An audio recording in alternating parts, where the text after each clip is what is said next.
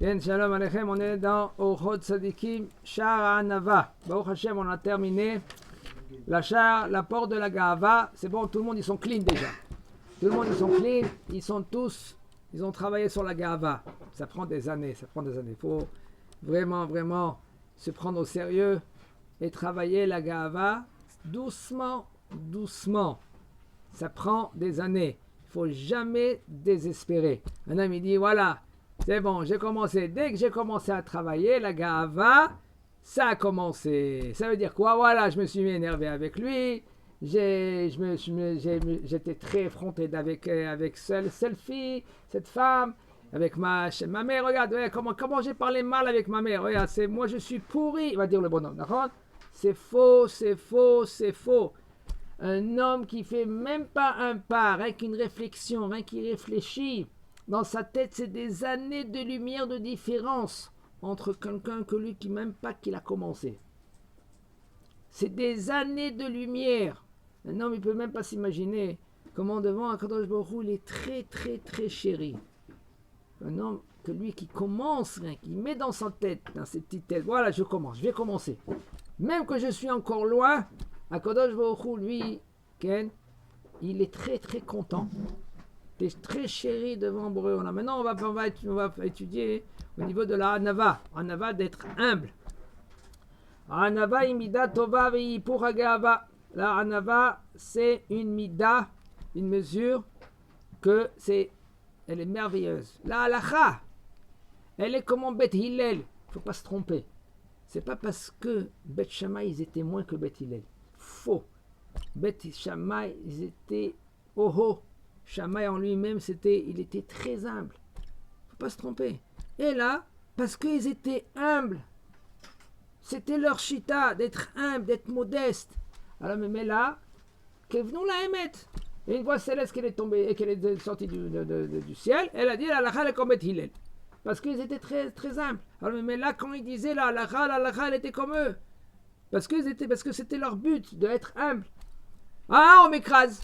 Non, il dit on m'écrase. Tu crois qu'on t'écrase. Mais tu n'as pas compris. Il y a des choses que c'est sûr qu'il ne faut pas laisser passer. Il y a des choses, on verra, Bézat Hashem, le Rav va nous éclaircir.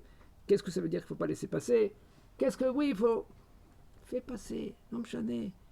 Comme la Gemara raconte, il n'y avait pas de pluie, il y avait la sécheresse. Il n'y avait pas de pluie. Rabbi Eliezer Agadol, il a ouvert le Echal. La pluie ne tombe pas. Ils ont dit peut-être à l'élève, Rabbi Akiva, il était encore élève. Il a ouvert le Echal. Le Echal, il a dit Avinu Makenu, Chatanu lefanecha rachem alenu. La pluie est tombée.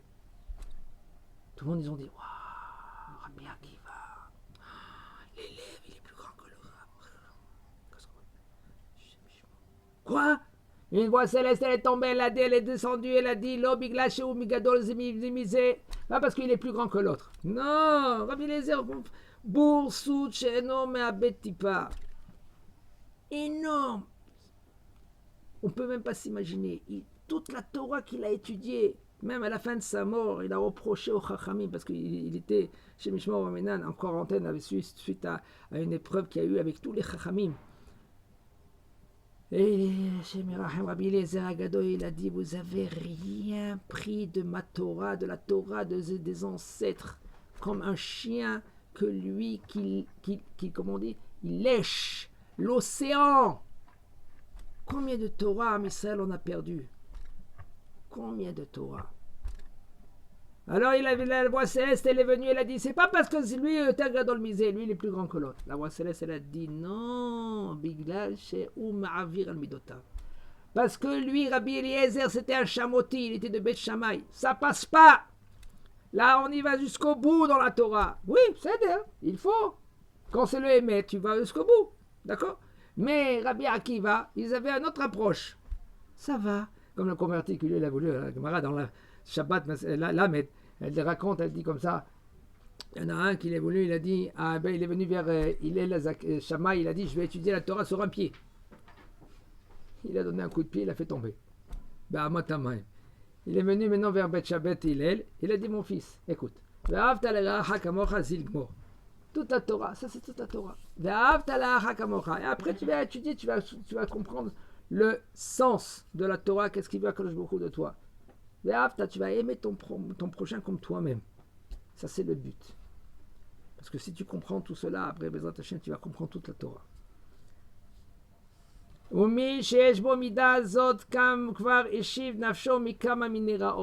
que lui qui a cette mida-là, cette mida de Anava, qu'on t'écrase. Ça veut dire qu'on t'écrase. C'est pas qu'on t'écrase. Et là, il va nous expliquer le Rav, c'est pas évident de nos jours encore plus. Parce qu'on voit le contraire. Qu'est-ce qu'on voit? On voit celui-là qui est Chok Jungle, la loi de la jungle. Qu'est-ce que ça veut dire la jungle? Si tu es le plus fort, tu bouffes les autres. Sinon, on te fait bouffer. On te bouffe. C'est comme ça marche. Comme ça, c'est la jungle. Comme ça nous, on voit. Comme ça, nous, on comprend. On croit qu'il n'y a pas un maître dans ce monde-là. On a oublié. On croit que le monde, il est efker. Comme ça, on comprend. Parce qu'on se trouve dans la jungle. Mais le monde, il n'est pas efker. Tu as bouffé quelqu'un, on va te bouffer. Tu as mal respecté ton prochain, on va te mal te respecter. Peut-être pas tout de suite, peut-être plus tard. Parce qu'Akadosh Baruch Hu, il laisse le libre arbitre. Akadosh Baruch Hu, qu'est-ce qu'il fait? Akadosh Baruch Hu, il attend au virage.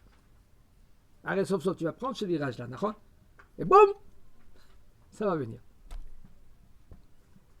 Il dit le Rav, un homme que lui qu'il est arrivé, Baruch Hashem, à la mida de Anava, doucement, doucement, il avance, pas par pas. Baruch Hashem, il fait une mitzvah énorme. Et tu reçois un salaire. Tu reçois un salaire, la grandeur de ta Anava. La grandeur de la Anava que tu as, tu reçois un salaire. Qui a Anava, Shoresh Avoda. La Anava, c'est quoi? Shoresh. C'est la racine de Avodat Hashem. Quand un homme, lui, il est soumis, et Baruch Hashem, Am Israël, oui, ils sont soumis. On a ça dans les gènes. Et aussi plus les séfarades. Les séfarades, ils ont plus dans les gènes. Parce qu'ils ont grandi avec des gens qui sont... Avant, ils s'asseyaient tous par terre. En Europe, ils s'asseyaient sur les tables. Okay? Alors, déjà, ils ont grandi comme ça. Puisqu'ils ont grandi comme ça, c'est plus facile pour eux. Parce que ça, c'est le but d'Avodat Hashem. Que nafshi ka'afar la kol tiyeh. Si un homme, il comprend cela, après tu demandes à Kadosh Baruch Hu, qu'est-ce qu'on dit? Elokai netzama jenatatabi tehora. D'accord? Mais qu'est-ce que tu dis à la fin de la tfila? Allez, on va faire ensemble. Elokai netzor leshoni mira. Vesiftotai midaber mirma. Vim klalai nafshi. Et tout cela qui viennent, qui m'insultent, nafshi tidom. Je me tais. Après, qu'est-ce que c'est écrit? Mais nafshi ka'afar la kol tiyeh. Et mon effet, il sera comme de la poussière. Et après, qu'est-ce que c'est écrit? Et tout de suite après, Ptar libi betorah tera. Ouvre-moi ton cœur pour étudier la Torah, pour comprendre ta Torah. Ça veut dire que qu'est-ce qu'on comprend? Tu veux la Torah? Ouvre mon cœur. Oui, bien sûr. Je veux que tu ouvres mon cœur à Kadosh Baruch Hu, mais fais un effort. Quand tu as compris que tu dois être la poussière, quoi, on va m'écraser? Ça veut dire qu'on va marcher dessus. Je n'aurai pas le droit à la parole. Non, c'est pas qui t'a dit ça? Personne t'a dit que tu n'as pas le droit à la parole. Tu as le droit à la parole. Ah ben, si par exemple quelqu'un va te contredire, tu essaies de passer le message. Et lui, il veut pas, il s'entête. Keshem sheyesh mitzvah, lomar, במקום ששומעים לך, כך יש מצווה שלא לומר במקום שאין שומעים לך. Comme il y a une mitzvah de oui dire, de réprimander quelqu'un, de lui dire Ocher tocher et mitzvah, Ocher tocher et mitecha. On doit oui réprimander quelqu'un quand lui fait une bêtise. Pas gronder. Pas de faire un cinéma. Ouais, il y a une mitzvah. Ouais, regarde, c'est écrit clair dans la Torah. Noir sur blanc. C'est écrit comment? Ocher tocher et mitecha velo disa lavhet. Tu dois réprimander ton prochain. C'est toi, parce que sinon, après la faute, elle va tomber sur toi. Ouais, mais regardez. On peut comprendre cette phrase-là de beaucoup de façons. Une façon, réprimande ton prochain, parce que sinon, tu vas voir la faute, elle va tomber sur ta tête.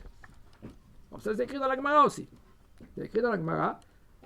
Rabbi Eliezer, Agadol, il est sorti avec sa vache, et il a mis un lanière comme ça, et il a fait Otsa avec la vache. Otsa, de transgresser un issur de Shabbat avec une. Comment de porter avec sa vache. Alors le Gemara pose la question, il dit quoi, sa vache? Il n'y avait pas de vache, Rabbi Eliezer. Il dit non, c'est la vache de la voisine. Et lui, puisque maintenant il n'a pas réprimandé la voisine, il n'a pas dit attends, c'est sur Torah, alors la verra, elle est tombée sur sa tête. Alors voilà, il y a une épreuve, excusez-moi, que tu es obligé de le mettre en place, ton prochain. Oui. Là-bas, il y a une façon comment réprimander. Et si tu crois, et si tu penses, et si tu as compris que ton prochain, lui, il ne va pas accepter, il ne va pas t'écouter, et c'est sûr que lui qui va faire le contraire, tais-toi, tu dis rien. S'il y a des gens autour. Ça veut dire Parce que si la personne elle dit une chose qui est fausse, elle fait une chose qui est fausse, et donc à la limite, on ne va pas le réprimander parce que, imaginons lui fait moti, il parle avant de manger, des choses comme ça. On ne va pas le réprimander lui. Mais les autres qui sont autour, ils vont voir ça et peut-être qu'ils vont penser que c'est la bonne. Alors, c'est délicat tout cela. De nos jours, c'est pas comme avant que tu peux réprimander quelqu'un comme ça et dire qu'est-ce que tu as fait, c'est assourd.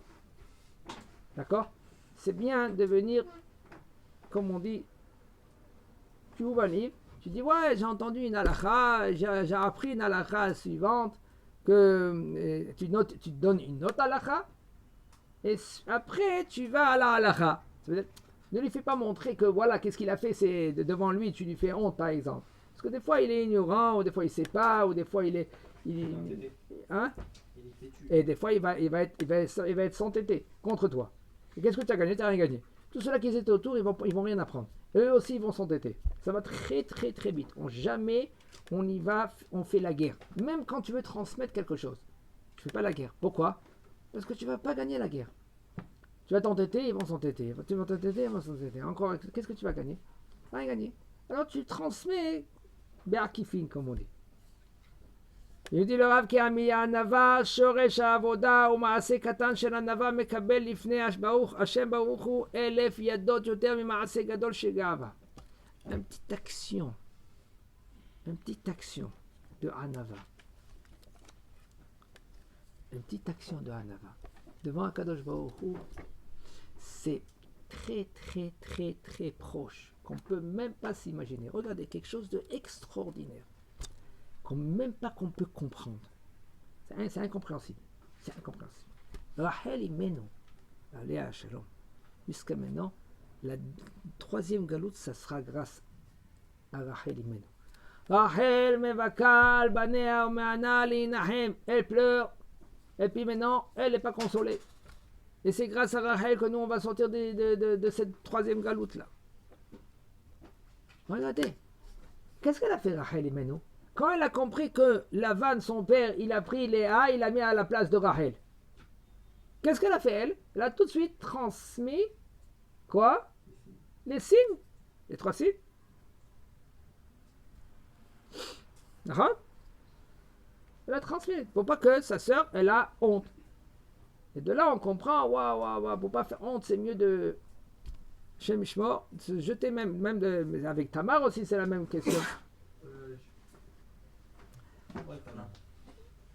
Après, on explique avec Tamar comment c'était la même question. Elle ne veut pas faire honte à Yehuda. Elle était prête, avec le bâton et le seau, etc. C'est mieux qu'elle se jette dans le feu et pas faire honte à Yehuda. Regardez, Rachel Imenu. Quand il y avait maintenant, Reuben il est venu avec les Doudaïm. Les Doudaïm, c'est les asthmas. Et Rachel, comme il y a une ségoula pour avoir des enfants, Rachel, elle a dit à Léa, écoute, ton fils, il a emmené des Doudaïm, des asthmas. Donne-moi quelques-unes. Je veux pour moi, pour une ségoula. Qu'est-ce qu'elle a dit, Léa? Elle a dit, écoute, tu n'as pas honte. Tu n'as pas honte? Tu as pris mon mari. Hein? Tu l'as pris, mon mari. Et aussi, tu veux prendre maintenant les assemins de mon fils? Tu n'as pas honte? Attends une seconde. Arrête. Arrêtez le film. Une seconde. Mais Mehila, Léa, qui c'est qui a pris le mari de qui? C'est toi ou Rachel? Nous, quand on lit la Torah, c'est Léa qui a pris le mari de Rachel. Arrête, lui, il a travaillé. Yaakov Avinu, il a travaillé. Il a dit à Lavan, écoute. Moi, je veux me marier avec ta fille. Il a dit, bien sûr, comme tu veux. 7 ans, tu travailles pour ma fille. Il a dit, oui, non, Yaakov. Il a dit à Lavan, je veux marier ta fille. Mais laquelle fille? Rachel. Il a dit, il y a un combat, hein. Avant tout cela, ta petite fille, il a dit. Mais après, il a dit Rachel. Ça veut dire qu'il a donné. C'est sûr que c'est sa fille, Rachel, la petite fille, est la plus belle. Alors, quand il a travaillé pour Rachel. Et en fin de compte, Léa, elle est venue, hop. Elle s'est mariée avec Yaakov. Alors, qui c'est qui a pris qui? Le mari de qui? C'est Léa. Et comment maintenant Léa, elle vient et elle dit à Rachel, Amead kartech et ishi. Mais la karat et doudae béni. Et tu vas prendre maintenant les asmas, les doudaïm de mon fils. Non, on ne comprend pas ça. Quand on lit cela, regardez maintenant la grandeur de Rachel Imenu. La grandeur de Rachel Imenu, tellement qu'elle était anvetanit. Le but de la Hanava, elle était. Le but de la Hanava. Elle a fait en sorte que même Léa, elle ne comprend pas que elle a transmis les simanim. Elle a fait ça d'une manière normale. D'accord, Avinu lui a dit, Rachel, ton père, je connais ton père. C'est le number one des ruseurs. C'est quoi, Rabbi? Number one. Des ruseurs. Ah, ruseur. C'est un ruseur. Mais écoute, on va faire un signe. Le signe, ça va être, tu vas prendre mon pouce du doigt, mon pouce du pied. Okay. Et, mais Hachem, on se comprend que c'est toi. Sinon, c'est pas toi. Qu'est-ce qu'elle a fait, Rachel? Elle a dit à sa sœur, elle a dit, waouh, et maintenant, elle va être... Si maintenant, Yaakov Avinu, il rentre dans la chambre. Et puis maintenant, Léa, elle va pas faire les simanim que Yaakov il a transmis à Rachel. Honte? Il va pousser un cri, Yaakov. Il va dire, il va tout de suite, il va sortir de la tente. Lavan, tu m'as trahi, espèce de ta. Qu'est-ce qu'elle a fait, Rachel? Elle dit, ma soeur, elle va avoir honte. Elle va avoir Hachem Ishmor. C'est une petite fille. Skena, déjà toute sa vie, elle pleure pour pas être tombée dans le... avec Esav. Regarde comment la Torah, elle dit. La Torah, elle dit. La Torah, elle dit que ses yeux, ils sont racottes. Elle avait plus de sourcils. Vous savez? Parce qu'elle a pleuré. Tellement qu'elle a pleuré, elle avait plus de sourcils. Sourcils ou les cils? Des cils, sourcils, tout ce que tu veux. Ça, c'est les cils. Non, ça, c'est les sourcils. Ça, c'est les sourcils. Les cils, elle avait plus de cils. Ah, ok. Elle avait plus de cils. Comment c'est possible? Tellement qu'elle pleurait. Qu'est-ce qu'elle a fait, Rachel? Elle dit quoi, ma soeur? Alors je vais lui faire un shiur halacha. Ma soeur Léa, tu sais, quand on se marie, qu'est-ce qui se passe? On fait un petit shiur halacha. Quand on se marie, il faut prendre le pouce de l'homme, droit, et le pouce du pied, droit. Et elle a donné un troisième siman. Alors Léa, qu'est-ce qu'elle a compris? C'est ça la halacha. Halacha. On apprend les halachot avant les mariages. Alors Léa, elle a cru que... Alors Léa, elle a cru, même pas, elle a compris que c'était un signe. Nous, maintenant, nous, quand on lit la Torah, qu'est-ce qu'on comprend, nous? On prend, waouh, Rachel, qu'est-ce que tu as fait? Et après, quand maintenant on va voir? On va voir maintenant la paracha d'après. Et on voit, attends, comment tu parles, toi, Léa? Mais dis merci à ta sœur, Rachel. Dis-moi, ça va, toi? Ça va la tête, Léa, Mérila? T'es notre mère, d'accord, je comprends. Peut-être je suis de Yehuda, peut-être je suis de Lévi, peut-être je suis de Shimon, peut-être je suis de Issachar. Elle a eu 6 gosses, Léa. 6 enfants. Mais non, d'accord. Mais Rachel, largement, un peu le minimum. Comme ça, tu parles avec Rachel, ta sœur, qui t'a sauvé ta vie. Pour elle, c'était normal. À tel point que Rachel, elle s'est écrasée. C'est difficile, hein? Nous, on est loin. à tel point qu'elle savait peut-être elle va être mariée avec qui? Avec Esav. Elle va être mariée avec Esav. Bar Minan, Hashem Ishmo. On ne peut pas s'imaginer, parce que c'est sûr que Léa, elle s'est mariée avec Rachel, Yaakov.